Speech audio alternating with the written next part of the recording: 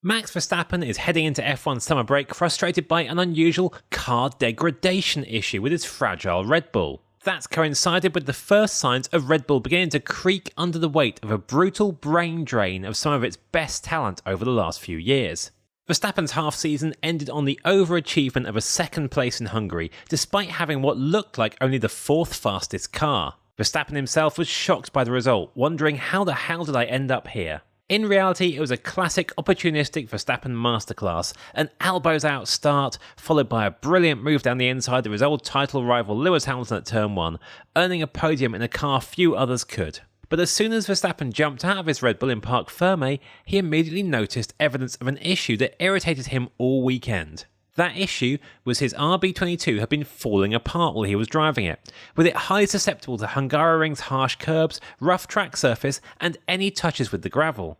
It had led to an explosive outburst during qualifying, with Verstappen telling his race engineer Giampiero Lambiase over team radio, "Mate, the car is just completely broken aerodynamically, it's just getting worse and worse." What a joke.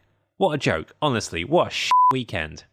Verstappen spun at the final corner on his last attempt in Q3, though he was already labouring at that point to improve on his previous best. This didn't have anything to do with the faulty flip-over wing that caused crashes at the Red Bull Ring in Silverstone, as that's been modified and fixed. But Verstappen said his car was completely undrivable because he was suffering what he called car degradation, where the car was getting worse lap after lap. He said the rear end became non-existent before his spin at the final corner, and had hopes it would be fixed for Sunday's Grand Prix. A damaged floor vane extension piece was changed under Parc Fermé with FIA approval, but the issues didn't go away, as Verstappen endured what he described as one of the hardest races of the year. It's not actually a new issue, and instead has become a big, unresolved problem of the 2026 Red Bull. The Red Bull has never been the outright quickest car in 2026, but after an early season spell where it was vulnerable to the midfield, it's bounced around being the second, third and fourth fastest car.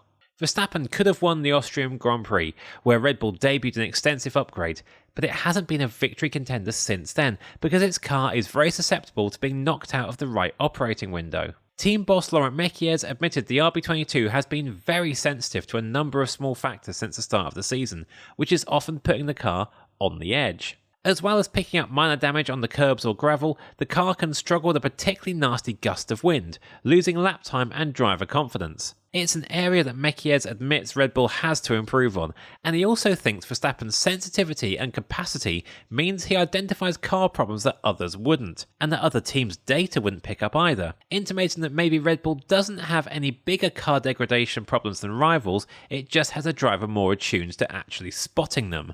Nevertheless, while aerodynamic deg is one problem, there's a wider concern at Red Bull Racing, and that's what might be called team degradation.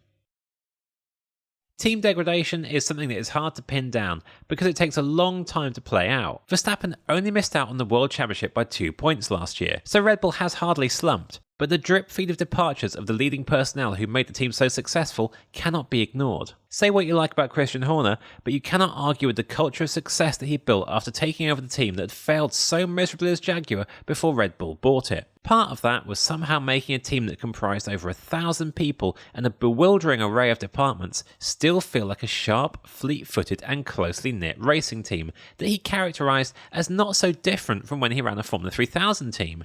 Horner's political acumen, willingness to play the paddock machinations relentlessly to his team's advantage, sheer competitive edge and desire to win became a key part of Red Bull's DNA. His ousting last year, which was part of Red Bull centrally trying to assert its control over the team, has fundamentally changed the operation in ways that will take several years to manifest themselves. And it's not just Horner. Designer Adrian Newey and young driver program chief Helmut Marko were also two of what might be called the Red Bull Racing OGs who have departed. Head of racing Lambiase, best known as Verstappen's race engineer, is off to McLaren, following former head of race strategy Will Courtney. Chief designer Craig Skinner left earlier this year, and chief engineer Paul Monahan is understood to have agreed a move to Cadillac. Plus, Verstappen's lost his chief mechanic Matt Kohler to Audi, where long-serving sporting director Jonathan Wheatley also headed. Then, of course, there's the fundamental change of the death of Red Bull co-founder Dietrich Mateschitz in 2022. He was the architect of the company's motorsport involvement, a man with an engaged but largely hands-off approach who mostly left Horner, Marko and Newey to make the decisions and only intervened when he needed to. Add to that countless other less celebrated names who have moved on, and it's not difficult to argue there's been a Red Bull brain drain. That's not to say there aren't first-rate people still at the team, because there is immense quality there, but the question is whether the team leadership is there to pull it all together as Horner once did. Mekies has done a good job over the past year, but he's not Horner. And that's not because he's necessarily any less capable, but he's clearly not got anything like the autonomy that Horner did have. Red Bull's corporate side, specifically Oliver Mintzlaff, the CEO of corporate projects at Red Bull, hasn't made up for the loss of Horner in one particular quite intangible but important area. It's difficult to imagine that the politically sharp Horner would have played the duo game as poorly as Red Bull has. After all, Red Bull was left as the only team not allowed to upgrade its power unit in F1's engine catch-up system, despite clearly not really having the best power unit package.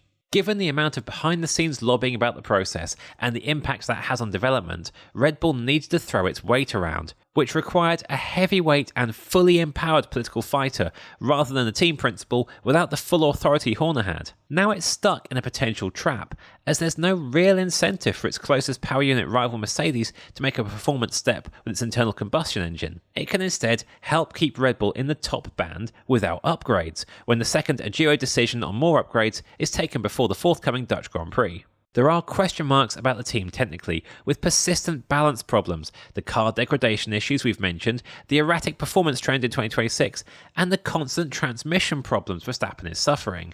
And while the new power unit company has done an outstanding job with its first F1 engine, it remains to be seen if it can produce a product as strong all-round as the market-leading Mercedes power unit, despite a duo declaring Red Bull's V6 the best. Back to the deterioration point. Even when it comes to race weekend execution, there are signs of this. Red Bull was once the gold standard for pit stops, but now it's slipped back. In DHL's Pit Stop Championship, it's ranked 4th. That's respectable, but it's behind its own junior team Racing Bulls. And to add insult to injury, Racing Bulls has 3 of the fastest 5 in-race pit stops of the season, with the best Red Bull turnaround ranked only 8th. It still has its star asset in Verstappen, and Red Bull's 2026 season would have certainly looked a lot worse without him. But it can't rely on him forever. One day he'll move on, and he'll no longer be able to help Red Bull punch above its weight. Whether it has a suitable replacement within its ranks remains to be seen. Isaac Hadjar's doing everything he needs to do to stay on for 2027, but he's not at team spearhead level. Arvid Lindblad has shown great promise, but he's only done 11 Grand Prix. And no matter how well he's doing now at Racing Bulls, Liam Lawson only lasted 2 Grand Prix when he'd got his senior team shot. That is one area where Red Bull has worked to shore up a talent pipeline that burst open at the start of the 2020s and forced it to fish outside its own driver pool. It has managed to re-establish a solid roster below F1, and it's poached its new Helmut Marko in the form of Gwen Legrue, the Mercedes talent scout who shaped Kimi Antonelli and will now spearhead Red Bull's drive development program. But that aside, the cracks at Red Bull have appeared in recent times, and arguably were appearing even before this flurry of departures. It'll take time to play out, but we could be watching a team that had 2 spells utterly dominating F1, slipping back to become just another competitor.